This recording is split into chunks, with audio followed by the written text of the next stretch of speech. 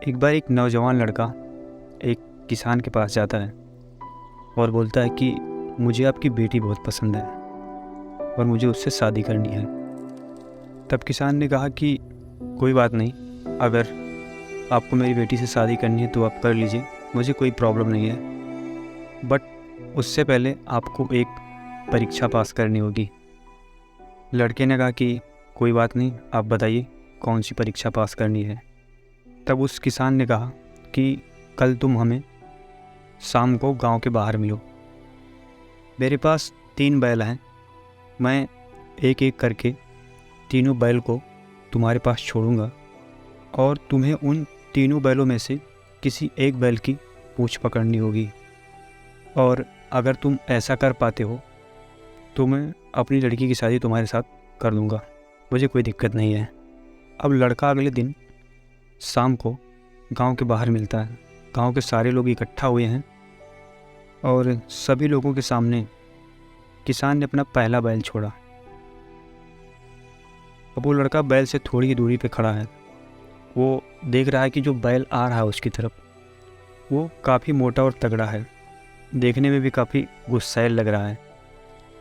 लड़के ने सोचा कि यार इस बैल को तो नहीं पकड़ेंगे, क्योंकि ये बैल देखने में बहुत गुस्सैल लग रहा है और काफ़ी मोटा और तगड़ा भी है।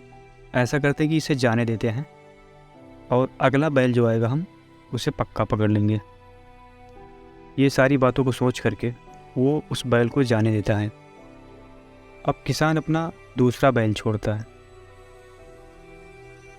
दूसरे बैल की सींग इतनी बड़ी थी कि उस लड़के ने देखा दूर से उस बैल की सींग दिख रही है, बड़ी बड़ी सींगें दिख रही हैं, जिसको देख करके वो लड़का बहुत परेशान हो जाता है। वो सोचता है कि इसकी सींगें इतनी बड़ी बड़ी हैं तो ये पक्का मुझे मारेगा, छोड़ेगा नहीं। तो उसकी सींगों की वजह से वो उस बैल को भी नहीं पकड़ता है और उसे भी जाने देता है। अब किसान अपना आखिरी और तीसरा बैल छोड़ता है। तीसरे बैल को लड़का देखता है कि तो देखने में बेहद ही दुबला पतला और कमज़ोर लग रहा है। ऐसा लग रहा है कि कई दिनों से बीमार था। अब वो बैल जैसे उस लड़के के पास से गुजरता है, वो नौजवान लड़का उस बैल पे कूद पड़ता है, पर अफसोस कि उस बैल के पास कोई पूँछ ही नहीं थी और उस लड़के को निराश होकर वापस लौट जाना पड़ता है। दोस्तों, कभी कभी लाइफ में एक साथ कई सारे मौके आ जाते हैं और हम दूसरे मौके के चक्कर में पहला मौका गंवा देते हैं और लास्ट में हमारे पास पछतावा के सिवाय कुछ भी हाथ नहीं आता। इसलिए लाइफ में जब भी हो सके तो मौक़ों का फ़ायदा ज़रूर उठाइए।